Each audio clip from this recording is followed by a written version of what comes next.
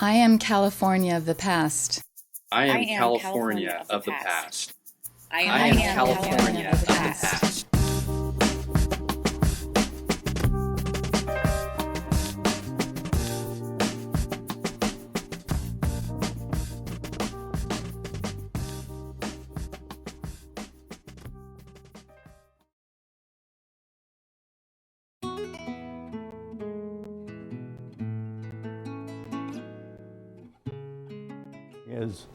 I was an 11-year-old kid when we were in the camps, and so it never really affected me as much as it did the older people. And so my intention is to talk about my father.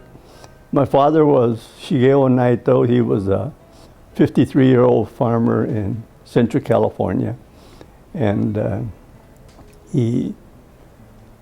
when he was kind of unceremoniously uprooted from his farm and moved inland to a tar paper barracks in the desert in Poston, Arizona. And it was, I'm sure, a tremendous shock and a tremendous change for him. And although he took employment as a construction foreman in the camp for his $19 monthly stipend that he received. But as a farmer, he was used to a lot of extra hours beyond the 8 hours that any ordinary person would work. And so he decided that he would like to do something to keep himself occupied. And so he turned to wood carving. They would make trips into the desert to find different logs strewn in the desert floor, and mainly it was ironwood and mesquite. He worked with some very, I shouldn't say it was crude tools, but it was limited tools in that I think he had a small saw and a wood chisel, and a hammer, and a couple of files, and a trusty pocket knife that a farmer always carried. And those were the tools that he had to work with.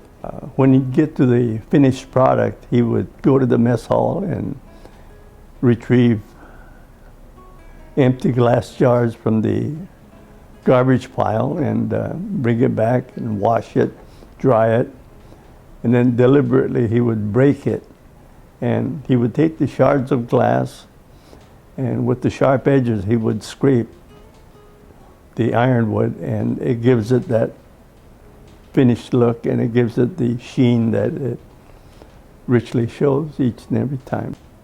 He borrowed a little metal sculpture of a lion, and using that as a model, he was able to carved this out of the one piece of ironwood, which to me is still a remarkable feat that, was done with some limited tools, like I say.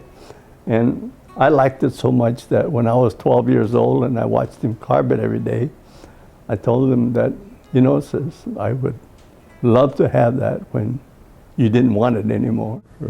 Since the 5th of March of this year, there's been an exhibit of the art of Gaman, which is the gathering of various artifacts and art and crafts that were made by internees in the 10 relocation centers that were established throughout the western United States and Arkansas.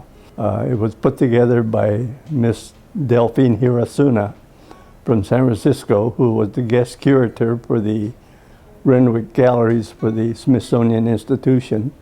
She asked if my father's works could be included in the exhibit. And the thing that I was kind of interested in when I was first asked to talk about this was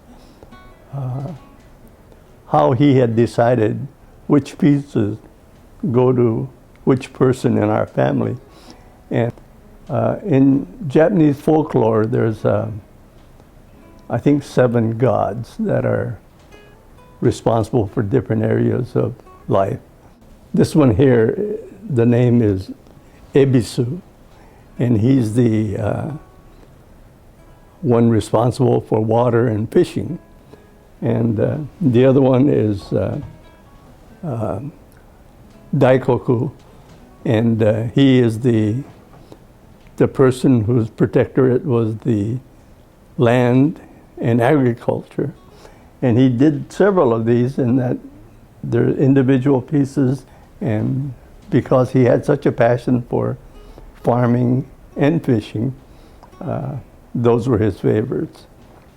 My older brother decided that he would remain a farmer or become a farmer, and so my dad took that into consideration, I'm sure, in that when he gave these to him, it was because of the fact that he took up where my dad left off, and that he loved farming and he also loved fishing. The figure here of a walking young man who's got a book in his hand is Ninomiya Kinjiro, and I refer to him as a peasant scholar because he was a young man who had to go up in the mountains every day to get firewood for the family's fire, and so in between that he would always be shown walking and reading a book.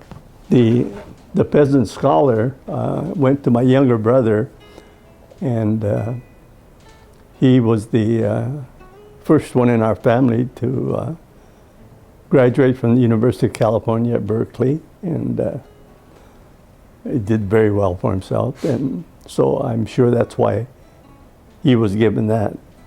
This one here is the 3 monkeys, the hear no evil, speak no evil, see no evil. And my younger sister was perhaps the most vocal in our family, and I think he took that into consideration, that he wanted to impress upon her the 3 attributes of the monkeys, and so she received that.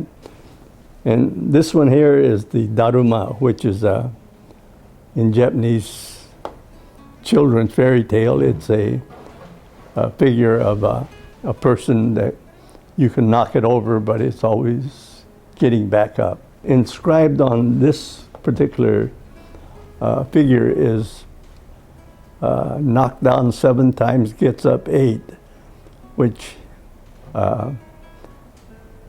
was given to my oldest sister, and she was the member of our family who was the firstborn to immigrant parents and with limited English speaking abilities, and because of that, I'm sure she had a kind of a rough time in going to 1st grade and 2nd grade. And so I think that's why my dad gave that to her. As far as the lion is concerned, it was because of the fact that